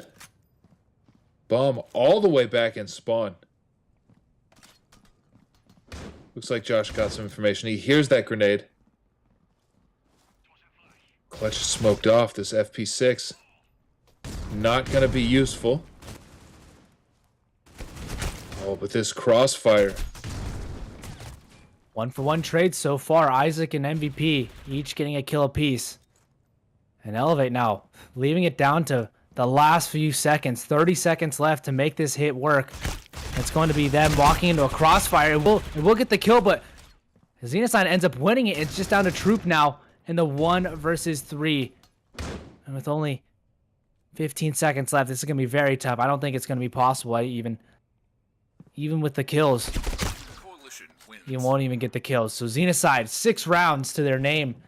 Elevate only with 4. And as we move into the penultimate round of this half, Xenocide looking strong to close out with an 8-4 half. Yeah, let's see if we get any more looks from Elevate. That very slow tempo, even with Troop on the lurk, hasn't proven effective. There's been no attempts towards B mid at all through 10 rounds in the half. We'll see if that changes. It makes sense if it doesn't. B mid is a bit of a death trap for the Breach side here on Soar. But here, Vape knows their pool. Josh knows they're not A long. Vape knows they're not B mid. There's only one place left for Elevate to be, and that's a 5-stack in the pool. And again, it looks like by the time they finally move from the pool towards the A bomb site, they're going to have to get through a 3-player crossfire. Xenocide has fully rotated. Flash grenade misses MVP completely. Oh. Yeah, Elevate, they're going to have a tough time here. Xenocide are ready and waiting, and Agonize just walks through into the crossfire. Yep, this is exactly what Xenocide wanted. They just wanted Elevate to walk through and get these kills. Xenocide looking so strong on this Coalition side, and Elevate looking a little bit stumped, but I think this is the nature of Soar. It's a pretty coalition-sided map, right? So Elevate, even with 4 rounds, I think they're not doing bad. I think morale-wise, they're probably pretty good, even if they're losing these rounds. Indeed. They still have a chance to win 5 on the half. 5 on the half from the breach side is tremendous here on Soar. And every player on the server is aware that 8-4 would be a standard first half here. It looks good for Xenocide. But 8-4 first half with 8 rounds going to the coalition side is pretty much going even here on Soar.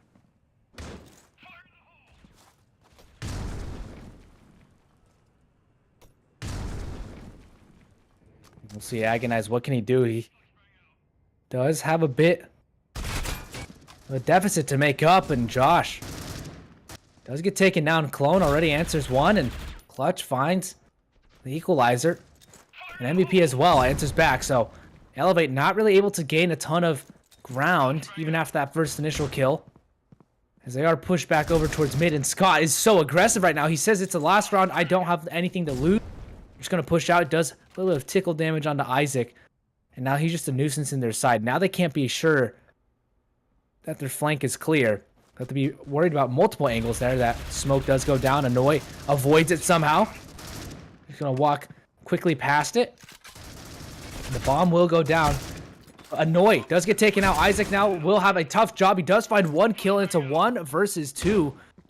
Can they take down Isaac? I don't think they spot him. He does find 1. That's Scott through the smoke. Can he find MVP? Yes, he does! Isaac with the 3K. He had a tough half, but he's going to end up winning it for Elevate. And it puts them on 5 rounds, 5-7 now as Elevate move on to the coalition side. What a clutch, Warren. A fantastic 1 versus 3 clutch from Isaac. The headshot to close it. He had about 15 hit points left. Shouldn't have won that duel, but he read it well. He repositioned so that he wasn't pre-fired, and he won the heads-up duel from the direction he was expecting the enemy to come from. Oh, this is fast. Clutch already up A long. Agonized already falling back. Yeah, now you can see here they're a little bit scrambled. Elevate don't exactly know where to rotate. Seems like finally they have the grips on it, but they were aware they could have come from lobby, as Clutch is exactly doing that. He's peeking out over towards lobby right now, and their bomb is rotating all the way back over towards mid, so it might end up being a B hit, actually. And you can see Elevate already. 3 players sitting on the B bomb site, Annoy waiting and hoping that they might just walk up over towards that mid stairs area.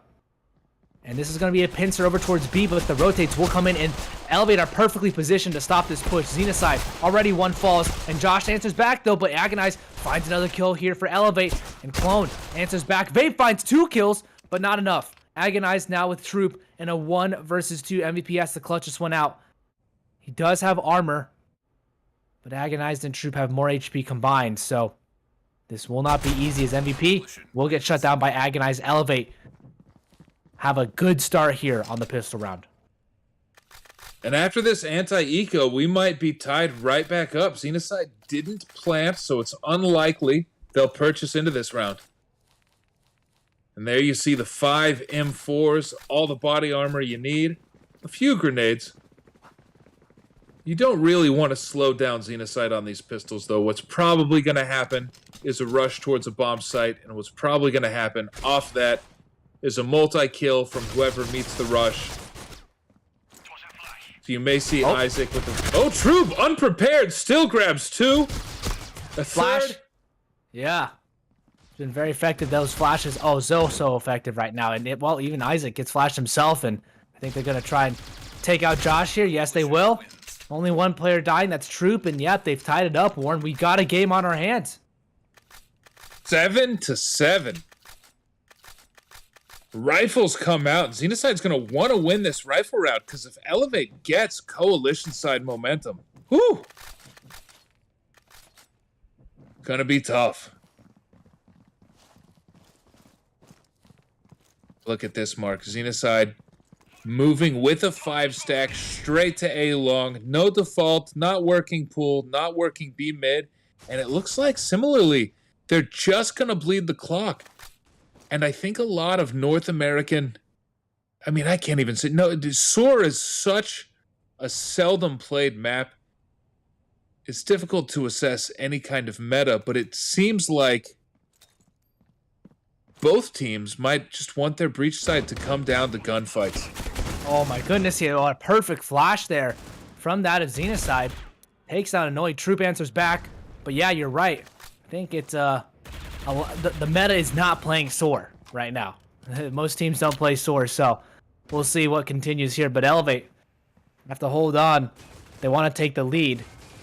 Xenocide now looking over towards lobby. All the way back over towards outside mid. And they have a control of an odd part of the map, I would say. Lobby, bottom mid, and bathrooms. So, kind of an area of the map that doesn't really lead anywhere. It leads to the bomb sites, but it's not close to the bomb sites. I think they'd love for MVP to get peaked there in A long, but he's not going to, and there's only 20 seconds left. The fight's going to go over towards B right now. Troop is going to have to smoke it off and try and create some distraction here. He does find some damage into his face, actually, and he's going to be the only protector of the B bomb site. Will he get the kill in the vape? Yes, he will. But 7 seconds left. Xenocide have botched this one. They don't have time to go for this bomb plant. They have to get this kill. And Scott, as long as he stays alive, MVP, he won't even get the kill either. Troop holds on for Elevate, and Xenocide not able to get the bomb plant. At the last second, Troop holds on, and Elevate, they take the lead. What a chaotic round there. Yeah, another 1 versus 3 clutch, and more, if I say North American slow breach sides, they seem a bit without a plan.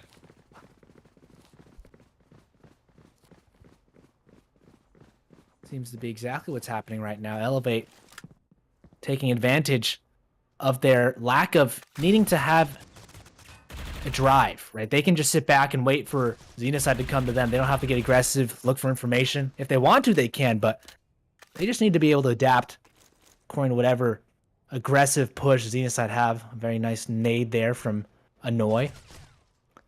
But Troop, the other side of the wall sits so many of Xenocide's players, and well, this mid hit could be the end of Elevate. There's only one player, really, that's Clone, that's going to be waiting for them, and they're already pushing up over towards mid. Flashes come out, and Clone spots one. He knows that they're going to be coming over quickly. He's going to try and avoid that wall. He knows that wall is spammable. Nade does good damage. Softens up Clutch, Vape, and MVP a bit. It slows him down. Annoying. Does he find kills? No, he can't. He knows they're all going over towards A long right now, or ramp. The bomb will make its way on over towards A. Agonize now has a lot of work to do. Can he find Clutch? He's going to fall back at the interesting time. He does take down Clutch. Does he take down 3? Yes, he does. Another triple kill. And Clone answers back as well with another one. MVP finds 1, and now he's left alone himself. That Circuit Season 1 skin. He's saying, bring me back to that Circuit Season 5 now. And no, it won't allow him to elevate. Stop him. Agonized had 4 kills that round. Very well played from his end, and this has been a game of spray downs and 3 and 4Ks. Yeah, and I wonder how much that initial frag grenade, that great frag grenade that softened up 4 members of Xenocide, enabled Agonized spray down. If Definitely not helped. for that grenade, would somebody have had the millisecond necessary to find a headshot and get onto the A bomb site? Yeah, I mean, if we're going to take a look at the scoreboard, I don't think Elevate are particularly doing too hot. They are, it is a team effort right now. You can see Annoy 10-13. Xenocide have a good amount of kills, but Elevate, they have more rounds, but the kills aren't necessarily as good. So, it shows their teamwork right now and how they're working together. Troop, though, has been good, but Clone hasn't necessarily found a huge amount of positive KD. And we'll see here. What do Xenocide have in store? With a minute left on the clock, time is ticking down. And a good amount of the hits are going to be coming through here. A nice bit of damage on the MVP, actually, through the bush. And Elevate will fall back. You can hear the reloads coming in, ready and waiting for any sort of attack, and all the reloads from every single side. As now, Annoy finds 1 kill. He's going to have many teammates now to back him up, and Annoy finds another Josh taken out of the round. Agonize is going to tag team up right now. Xenocide stuck right now. Nowhere to go. And Elevate 3 rounds away from taking this map 1. Flawless so far on the Coalition side. They've won 5 rounds in a row. Also won the final round of their Breach side with that 1v3 clutch. And Xenocide needs to show they can win a breach-sided rifle round. Josh on an AR-15 is always fun. Annoyed. Okay, all right. Finds teammate dead, so he's going to have to avenge him, and he misses the spray down. Xenocide turned this round on its head. Elevate had such a successful round last time. Xenocide are now having the exact same situation. 3 kills for them, and Isaac and Clone left wondering how is it just them. Clone as well gets shot as the smoke fades. And Isaac, a 1 versus 5. This would be a remarkable clutch, but Xenocide strike back and look to close the gap to 2.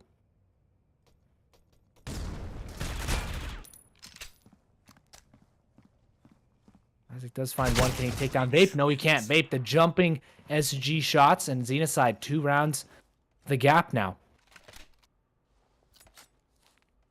Very needed from Xenocide, and they did it the old-fashioned way, just by winning a couple straight-up duels very quickly and running onto a bomb site. Scott with 17 kills. MVP with 17 kills. Vape with 16 kills. And yeah, as you said, Mark, interestingly, more total kills for the team that is behind. I think it shows they've won theirs more one-sidedly, but Isaac, as his teammate with Clone, they just run and gun. And Annoy tries to do the same thing, but only will get some damage on the MVP. MVP still is around half HP. So, already a 4 versus 4 in this round. Elevate have to decide what to do. Xenocide are also in that same boat, figuring out, do we push mid over towards B? Or will we see a heavy push over towards A? It looks like a B hit. So many players over towards mid. The smoke does go down, and Clone will have to escape the hailstorm of bullets that's coming. As Elevate now rotates some players. They have 3 already over towards A, but Isaac is not necessarily in the best health to help out, and Agonize now will start to push out from behind.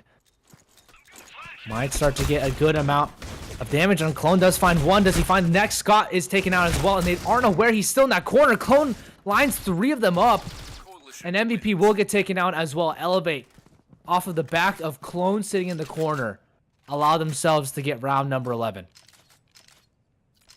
Yeah, Clone just completely unnoticed. 1 That kill, flash 2 was kills, perfect. 3 kills. Yeah, I think they weren't sure where the kill was from with the flashbang. Right, you can't see the kill feed, so they weren't aware, and so they just kept looking left. And so very nicely done there by Clone to just, you know, a little bit of luck as well. But the trigger discipline was smart, and we'll see here, how do Xenocide respond? They don't have many chances now, as we are winding down the opportunities to win the game. Xenocide will spot one out, but MVP can't get the kill. Neither can Clutch, and Annoy now. He's doing so much damage for them. They're all in the reload, and Agonize will find Josh. So now just down to Vape in a 1 versus 3. Agonize on very low HP, but Vape will, I think, get shut out here by Troop. And yes, he will. He does go for the knife kill, but will not get the knife, and Elevate now just 5 kills away from winning out this first winners round number 1. Yeah, 12-8. On the Coalition side, not looking good for Xenocide. Interestingly, there's so many juggernauts in this tournament. Dynamic gaming and underestimated. Also just both so very strong. In a best of 3, in a best of 5. Elevate versus Xenocide. I could never call it. They're both so good. They've played each other so many times. But the real advantage of moving to the winner's bracket is that you don't have to play best of 3s against the other great teams in this tournament. Right. It's a best of 1 for the winners finals, and the consolidation rounds are the best of 3s, and the grand final is a best of 5. So we'll be seeing a longer match there. But ladies and gentlemen, we are a little bit further away from that best of 5. Xenocide trying to take us to maybe round 22 here, as it is a 5 versus 4 to start it off. Troop If he can find some kills, then that would even it up, but he doesn't want to make the mistake of falling early on, and he does. He stands a little bit too long, overstays his welcome, and Isaac does find one. Does he find two? No, he can't. Josh down to low HP, and Annoy is able to get that kill, and he regains his vision at the right moment. So it is down now. Oh, I think he sees Scott. Can he get the kill? No, he can't. And Xenocide stay alive for just a tad bit longer. Yeah, that's their second breach round, and they're hanging on. Josh takes the U ratio. Is he going to pass that back to Clutch? I assume so. Clutch bouncing up and down. Says thank you, friend. Clone and Annoy don't have very much money. They're on interesting buys here. Annoy going for the full save. Clone only has the FP6 and the armor, whereas Agonized, Isaac, and Troop, they have everything they need. So a very big economic disparity from Elevate's side right now. And I think this is a unique purchase situation. Annoy hopes that either one of his teammates dies or that he can pick up a gun off of a fallen enemy. So we'll see, but Elevate on a bit of a broken buy to start it off this round.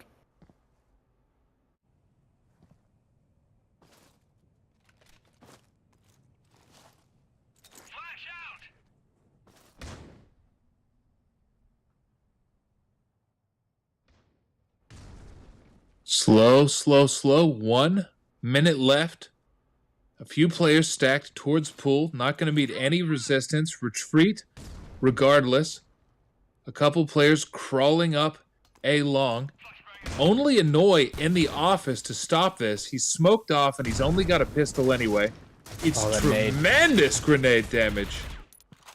Yeah, and Scott takes him out too, so not looking too hot here for Elevate, but the time could work in their favor. It seems like Xenocide are moving back over towards a B hit, and Elevate could rotate everyone perfectly to stop a B hit right now. Clone sitting on the bomb site with the shotgun as well. This could be very effective. Isaac does take down Scott, and Troop, he does find his death, but Clone just around the smoke playing perfectly right now. Isaac as well takes down Troop, or takes down Josh. And with 9 seconds left, Clone, can he take down the bomb planter? I don't think he can.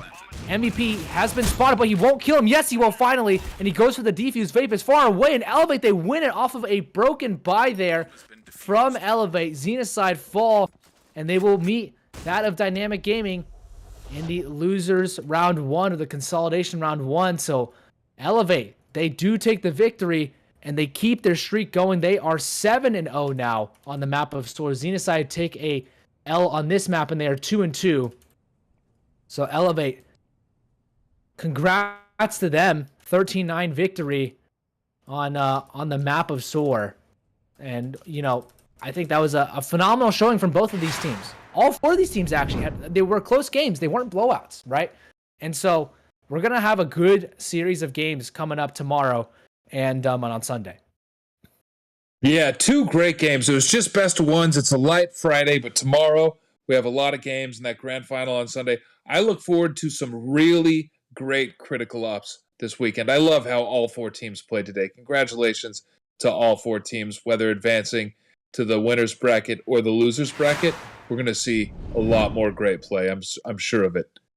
Yeah, I'm really excited to see what maps will end up also going through, because I know the map vetoes aren't done ahead of time. Usually they're done right then and there. So we'll have to see what happens as far as what the maps go, and then we can talk a little bit more about that. But I think that's it for us today, ladies and gentlemen. We appreciate Critical Force, Compact Esports, Mobile Esports, all the sponsors and the folks behind the scenes.